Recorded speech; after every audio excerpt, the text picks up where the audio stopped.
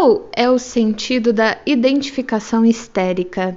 Isso exige uma explicação um tanto extensa. A identificação é um fator altamente importante no mecanismo dos sintomas histéricos. Ela permite aos pacientes expressarem em seus sintomas não apenas suas próprias experiências, como também as de grande número de outras pessoas. Permite-lhes, por assim dizer, sofrer em nome de toda uma multidão de pessoas e desempenhar sozinhas todos os papéis de uma peça. Dirão que isso não passa de conhecida imitação histérica, da capacidade dos histéricos de imitarem quaisquer sintomas de outras pessoas que possam ter despertado sua atenção. Solidariedade, por assim dizer, intensificada até o ponto da reprodução. Isso, porém, não faz mais do que indicar a trilha percorrida pelo processo psíquico da imitação histérica. Essa trilha é diferente do ato mental que se processa ao longo dela. Este é um pouco mais complicado do que o quadro comum da imitação histérica. Consiste na feitura inconsciente de uma inferência, como um exemplo deixará claro. Suponhamos que um médico esteja tratando de uma paciente sujeita a um tipo específico de espasmo numa enfermaria hospitalar, em meio a muitos outros pacientes. Ele não mostrará nenhuma surpresa se constatar numa manhã que essa forma específica de ataque histérico encontrou imitadores. Dirá apenas: os outros pacientes viram isso e o copiaram. É um caso de contágio psíquico. Isso é verdade, mas o contágio psíquico ocorreu mais ou menos nos seguintes moldes. Em geral, os pacientes sabem mais a respeito uns dos outros do que o médico sabe sobre qualquer um deles. E uma vez terminada a visita do médico, eles voltam sua atenção para os companheiros. Imaginemos que essa paciente tenha tido seu ataque num determinado dia, hora. Os outros descobrirão rapidamente que ele foi causado por uma carta recebida de casa, pelo reflorescimento de um romance infeliz ou coisa semelhante. Sua solidariedade é despertada e eles fazem a seguinte inferência, embora ela não consiga penetrar na consciência. Abre aspas. Se uma causa como esta pode produzir um ataque assim, posso ter o mesmo tipo de ataque, já que tenho as mesmas razões para isso. Se essa inferência fosse capaz de penetrar na consciência, é possível que desse margem a um medo de ter a mesma espécie de ataque, mas de fato a inferência se processa numa região psíquica diferente e, consequentemente, resulta na concretização real do temido sintoma.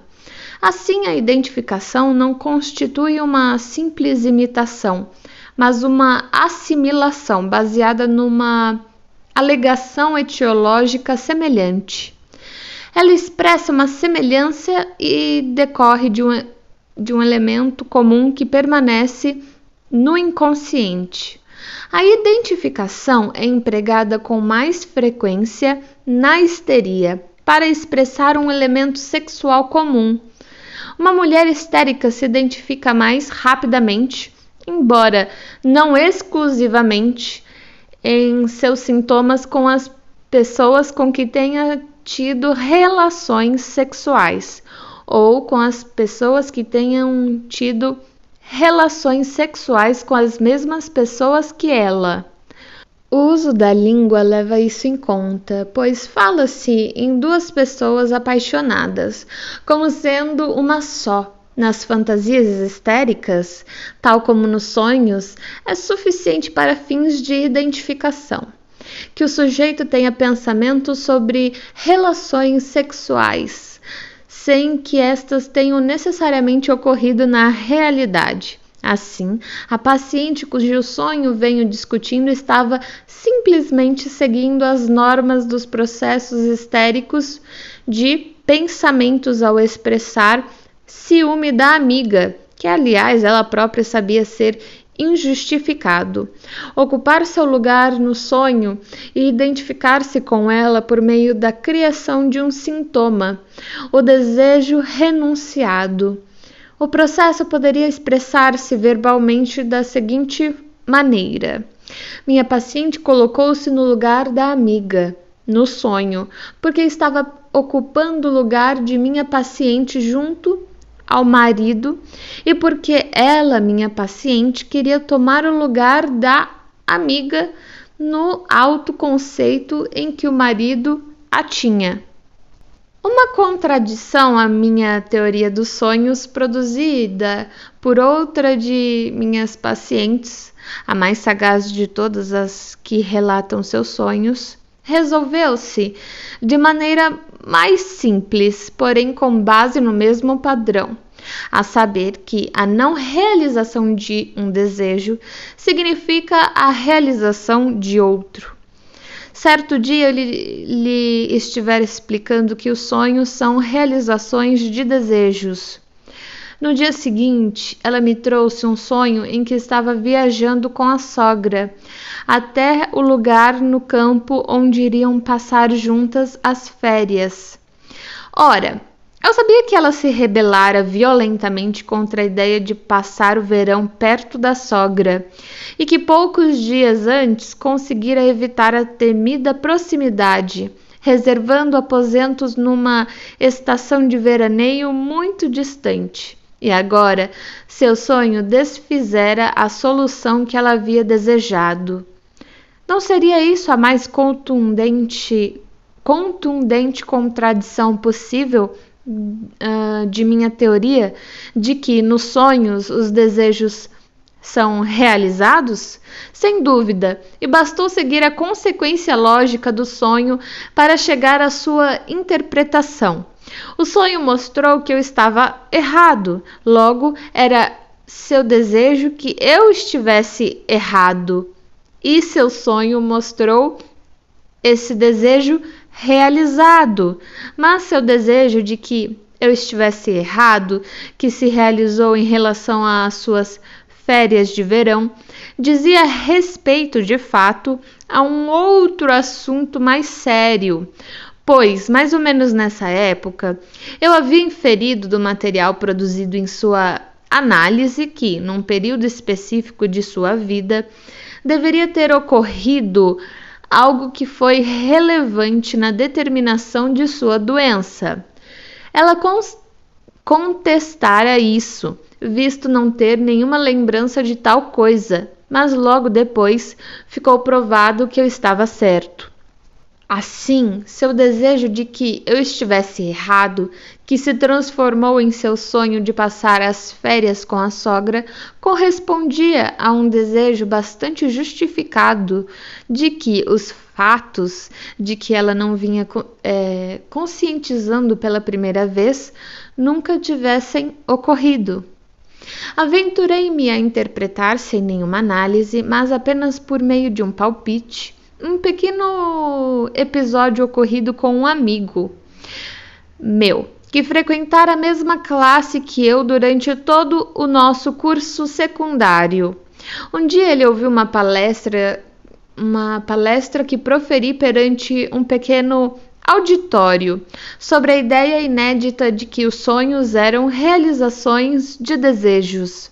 Foi para casa e sonhou que perdera todos os seus casos. Ele era advogado e depois me contestou nesse assunto. Fugi à questão dizendo-lhe que, afinal de contas, não se pode ganhar todos os casos, mas pensei comigo mesmo, considerando que por 8 anos a fio sentei-me no banco da frente como primeiro da classe, enquanto ele ficava ali, pelo meio. Ele dificilmente pode deixar de alimentar um desejo remanescente de seus tempos de escola, de que mais dia menos dia eu venha a me tornar um completo fracasso. Um sonho de natureza mais sombria foi também apresentado contra mim por uma paciente como objeção à teoria dos sonhos de desejo. A paciente, uma moça de pouca idade, assim começou. Abre aspas. Como o senhor deve estar lembrando, minha irmã só tem agora um menino, Cole.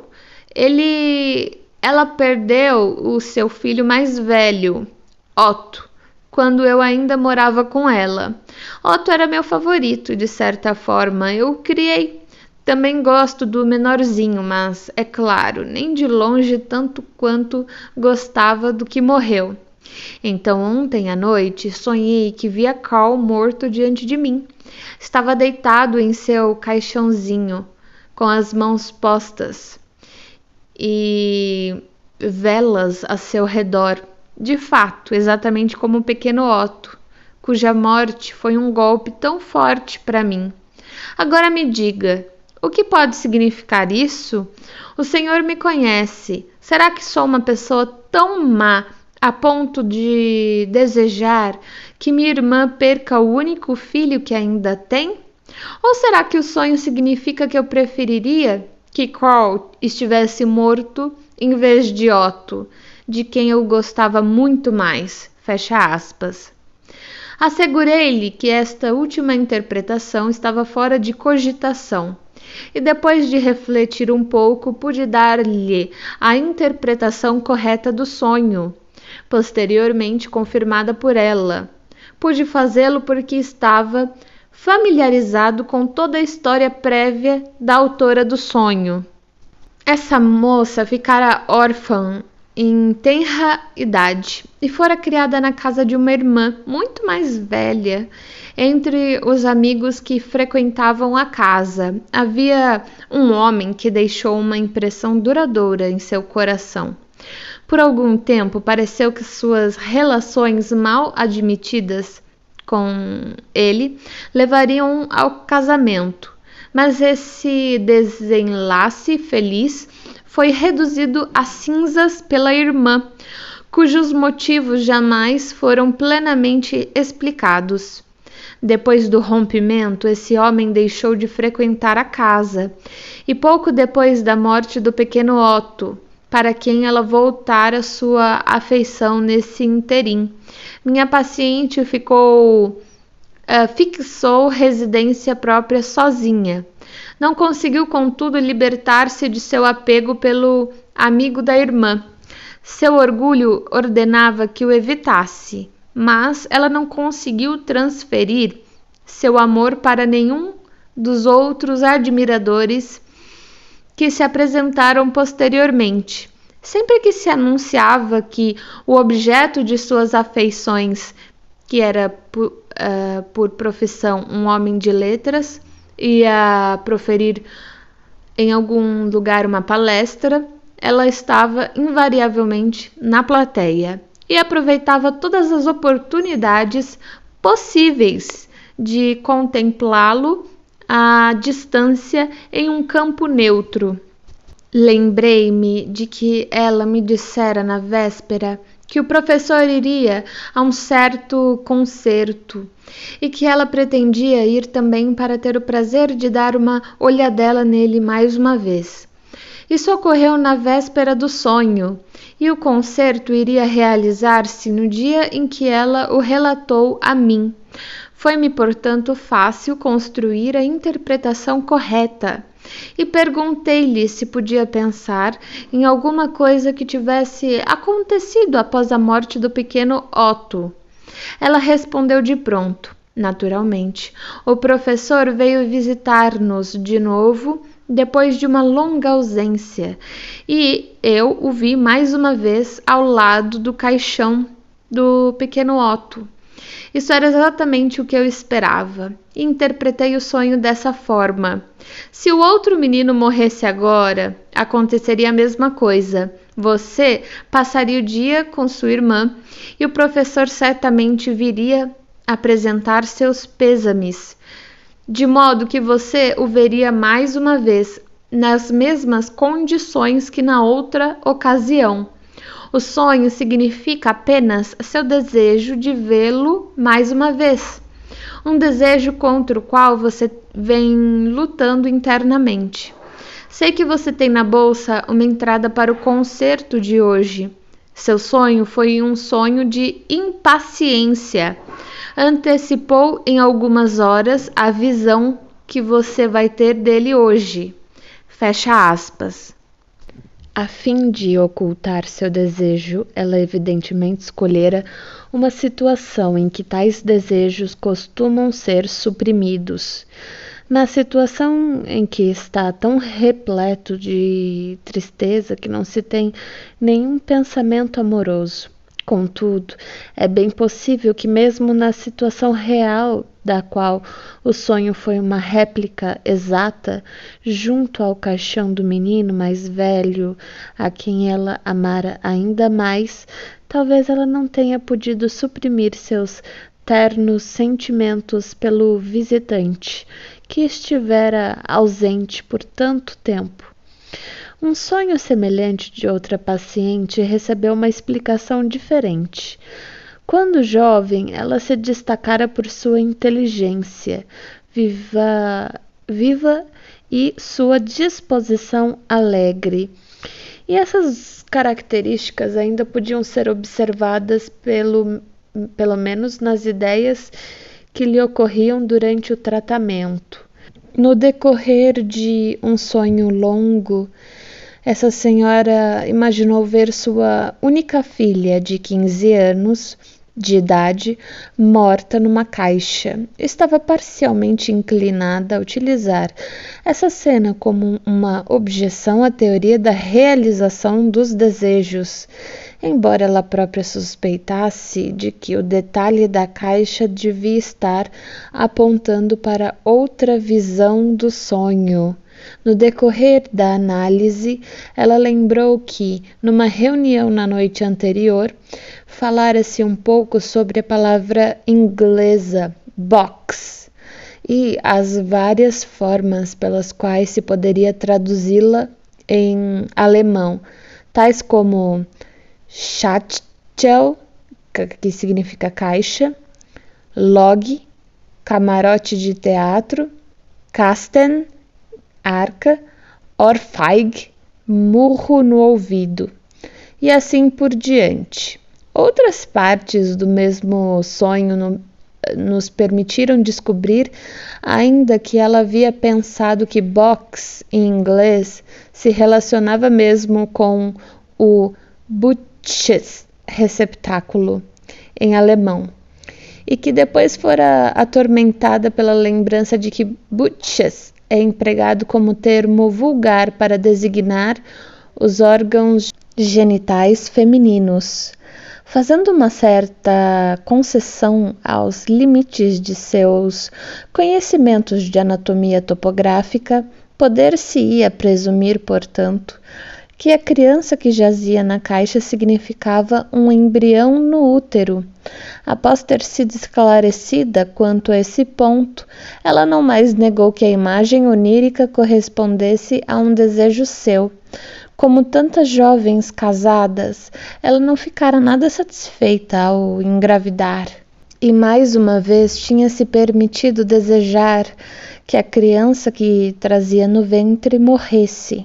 De fato, num acesso de cólera após uma cena violenta com o marido, ela batera com os punhos cerrados no próprio corpo para atingir a criança lá dentro.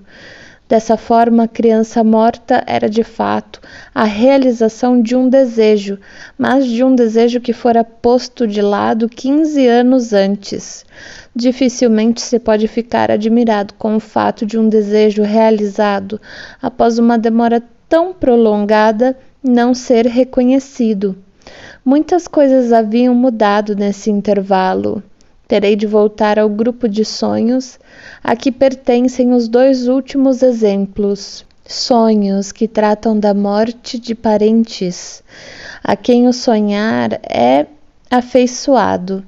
Quando vier a considerar os sonhos típicos, poderei então mostrar, mediante outros exemplos, que, apesar de seu conteúdo não desejado, todos esses sonhos devem ser interpretados como realizações de desejos. Devo o sonho seguinte não a um paciente, mas a um inteligente jurista de minhas relações. Ele o narrou a mim mais uma vez para me impedir de fazer uma generalização apressada da teoria dos sonhos de desejos.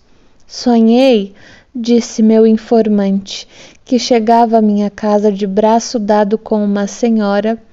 Havia uma carruagem fechada em frente à casa e um homem dirigiu-se a mim, mostrou-me suas credenciais de policial e me solicitou que o acompanhasse. Pedi-lhe que me concedesse algum tempo para pôr meus negócios em ordem. Será que o senhor acha que eu tenho um desejo de ser preso? Naturalmente não. Não pude deixar de concordar.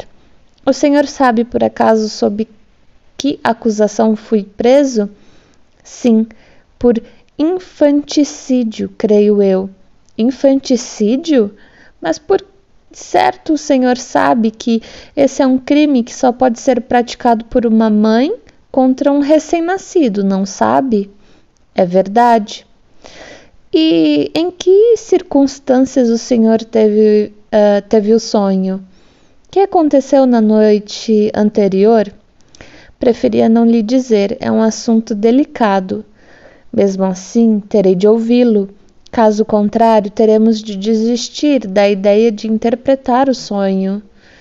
Muito bem, então escute. Ontem não passei a noite em casa, e sim com uma dama que significa muito para mim.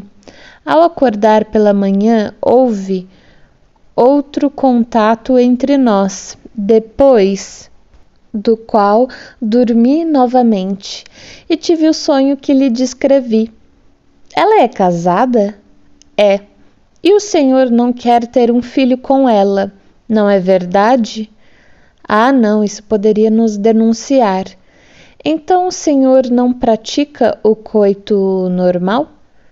Toma precaução de retirar antes da ejaculação. Acho que posso presumir que o senhor usou esse expediente várias vezes durante a noite e que depois de repeti-lo pela manhã sentiu-se um pouco inseguro sobre tê-lo executado com êxito. É possível, sem dúvida. Nesse caso, seu sonho foi a realização de um desejo. Tranquilizou-o com a ideia de que o senhor não havia gerado uma criança, ou, o que dá no mesmo, que matara uma criança. Os elos intermediários são fáceis de apontar.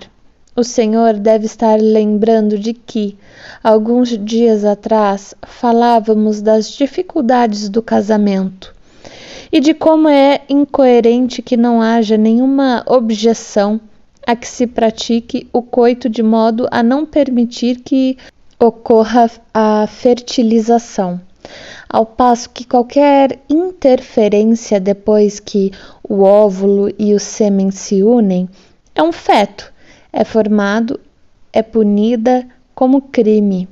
Depois disso, lembramos a controvérsia medieval sobre o momento exato em que a alma penetra no feto, já que é apenas depois disso que o conceito de assassinato se torna aplicável. Sem dúvida, o senhor também conhece o tétrico poema de Lenau, Das Tote Glück, em que o assassinato de crianças e a prevenção da natalidade são igualados. O curioso é que pensei em Lenau esta manhã, por mero acaso, ao que me pareceu. Um eco posterior de seu sonho, e agora posso mostrar-lhe outra realização incidental de desejo contida em seu sonho. O senhor chegou em casa de braços dados com a dama. Logo, estava levando-a para casa, em vez de passar a noite na casa dela, como fez na realidade. É possível que haja mais de uma razão para que a realização do desejo que constitui o cerne do sonho tenha se disfarçado de forma tão desagradável. Talvez o senhor tenha ficado sabendo por meu artigo sobre a etiologia da neurose de angústia, Freud, 1895, que considero o coitus interruptus como um dos fatores etiológicos no desenvolvimento da angústia neurótica, não é? Seria condizente com isso que, depois de praticar o ato sexual várias vezes dessa maneira, o senhor ficasse com um mal-estar que depois se transformaria num elemento da construção de seu sonho. Além disso, o senhor utilizou esse mal-estar para ajudar a disfarçar a realização do desejo. A propósito, sua referência ao infanticídio não foi explicada. Como é que o senhor foi dar com esse crime especificamente feminino? Tenho de admitir que, alguns anos atrás, vi-me envolvido numa ocorrência desse tipo. Fui responsável pela tentativa de uma moça de evitar a consequência de uma ligação amorosa comigo por meio de um aborto. Nada tive a ver com o fato de ela pôr em prática sua intenção. Mas, por muito tempo, senti-me naturalmente muito nervoso com a ideia de que a história viesse a público. Compreendo perfeitamente. Essa lembrança fornece uma segunda razão pela qual o senhor deve ter se preocupado com a suspeita de que seu expediente pudesse não ter funcionado. Um jovem médico que me ouviu descrever esse sonho durante um ciclo de palestras deve ter ficado muito impressionado com ele, pois imediatamente o reproduziu aplicando o mesmo padrão de pensamento a outro tema. Um dia ele entregara sua declaração de imposto de renda, que havia preenchido com perfeita honestidade, pois tinha muito pouco a declarar. Então, sonhou que um conhecido seu foi procurá-lo após sair de uma reunião de membros da Comissão de Impostos e informou-o de que, embora não se tivesse levantado qualquer objeção a nenhuma das outras declarações, a dele provocara suspeitas generalizadas e uma pesada multa lhe foi imposta.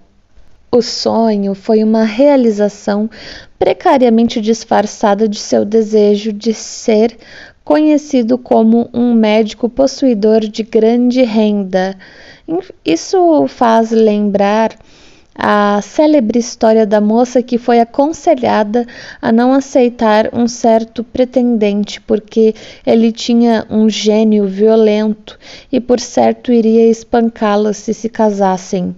Ah, se ele já tivesse começado a me espancar, respondeu ela, seu desejo de se casar era tão imenso e intenso que estava disposta a aceitar de quebra essa ameaça de aborrecimento, chegando mesmo a transformá-la num desejo.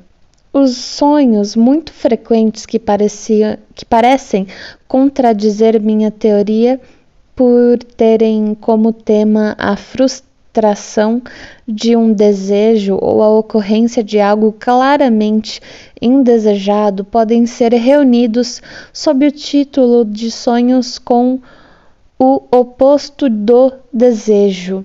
Se esses sonhos forem considerados como um todo, parece-me possível buscar sua origem em dois princípios.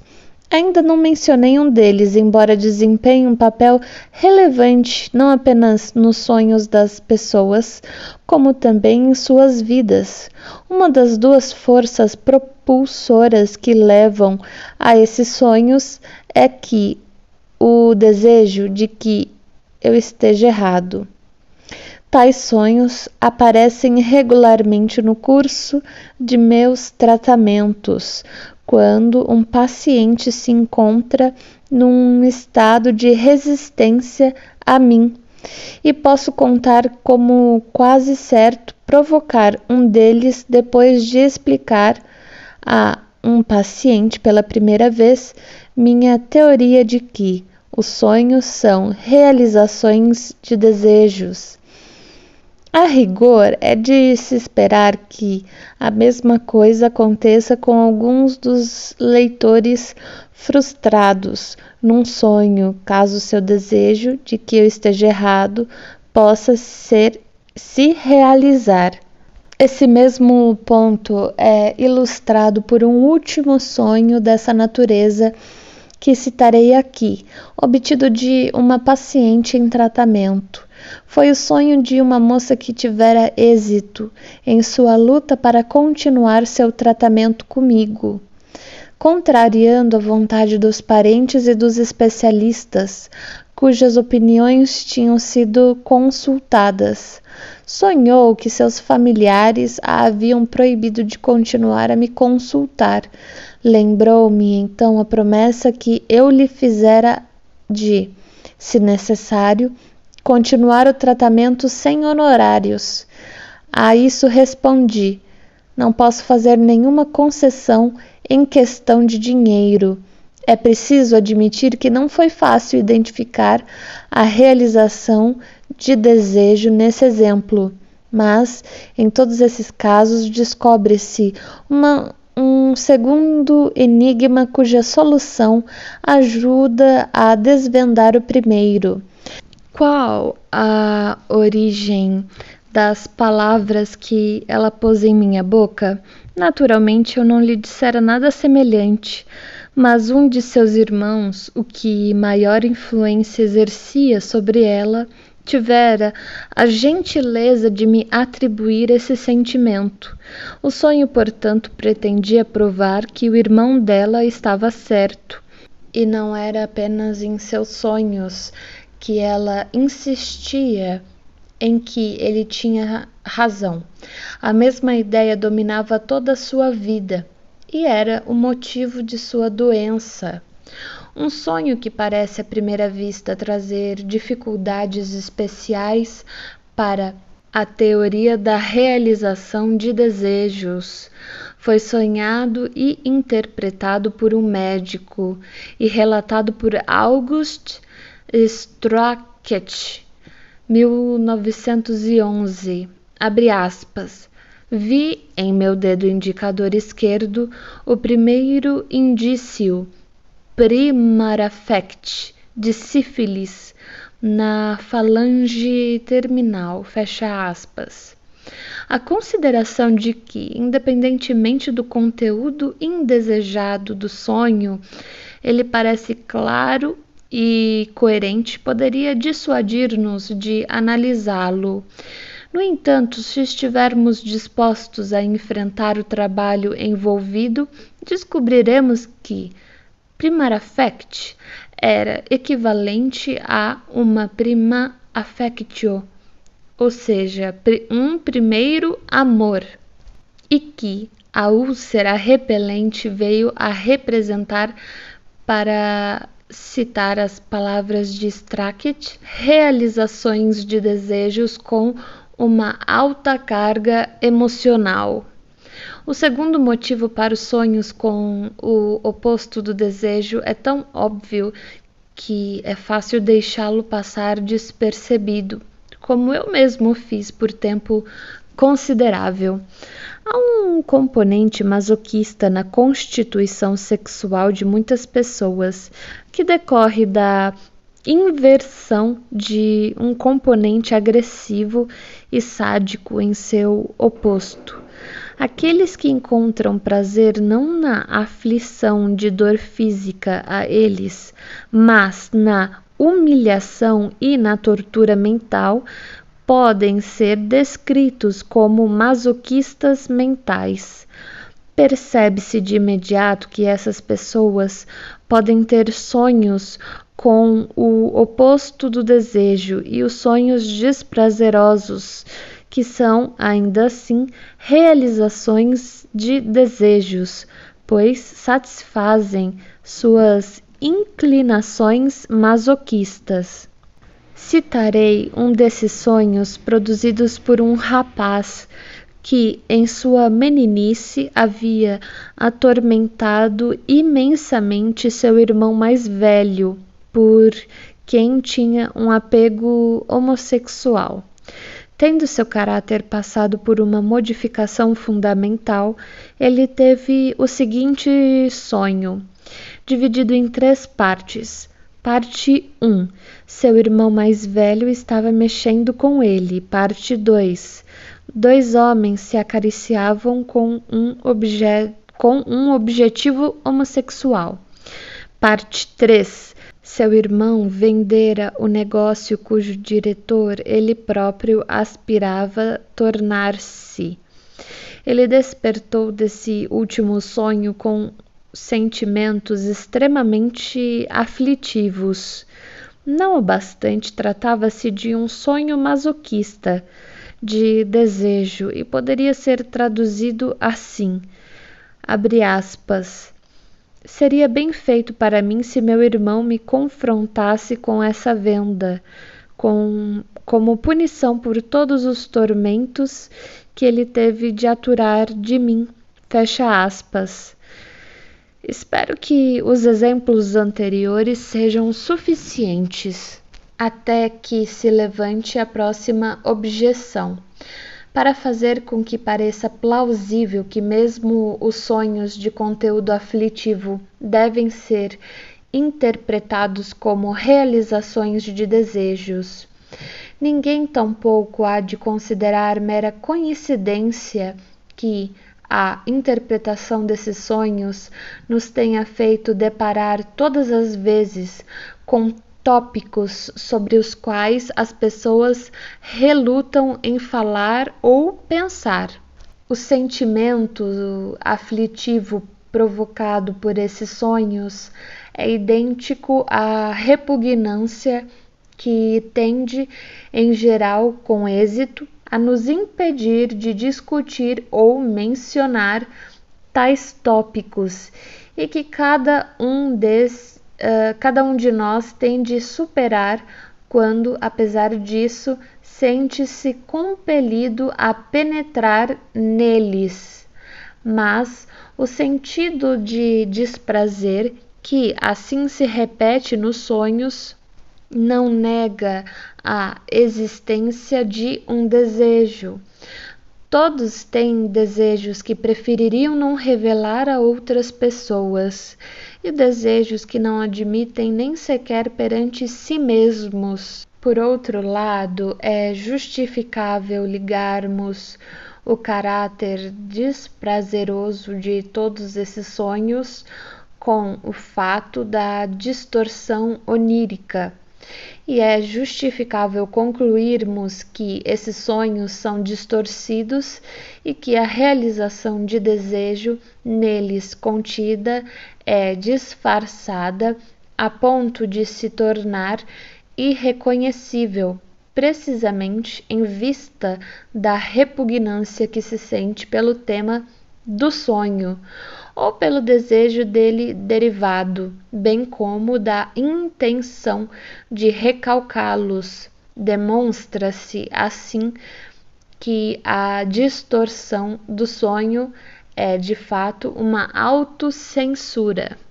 Estaremos levando em conta tudo o que foi trazido à luz por nossa análise dos sonhos desprazerosos, se fizermos a seguinte modificação na fórmula com que procuramos expressar a natureza dos sonhos. O sonho é uma realização disfarçada de um desejo, suprimido ou recalcado. Resta examinar os sonhos de angústia como uma subespécie particular dos sonhos de conteúdo aflitivo. A ideia de considerá-los como sonhos impregnados de desejo encontrará muito pouca receptividade por parte dos não esclarecidos. Não obstante, posso abordar os sonhos de angústia muito sucintamente neste ponto.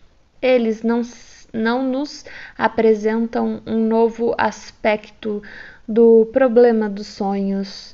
Aquilo com que nos confrontam é toda a questão da angústia neurótica.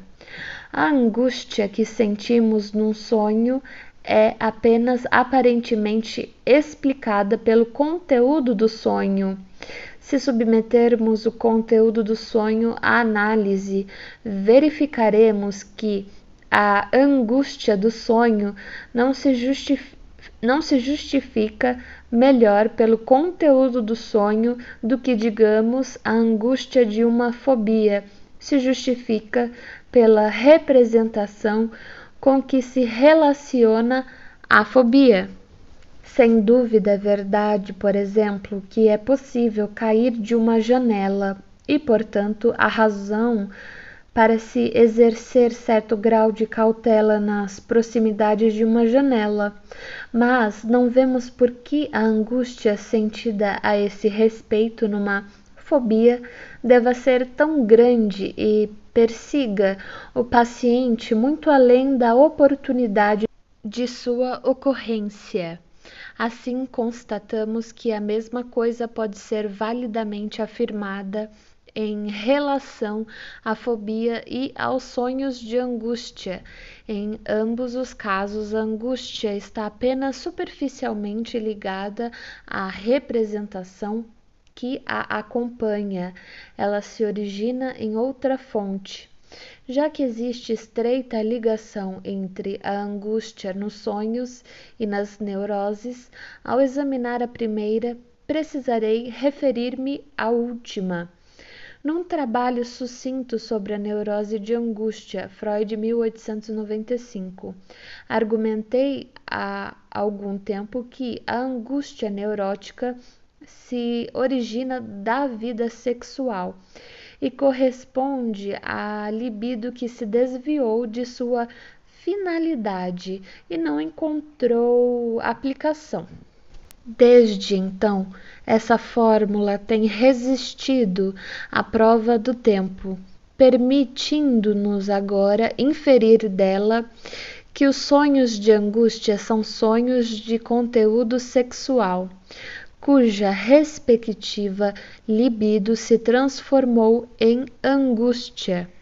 Haverá oportunidade mais adiante de fundamentar essa assertiva na análise dos sonhos de alguns pacientes neuróticos.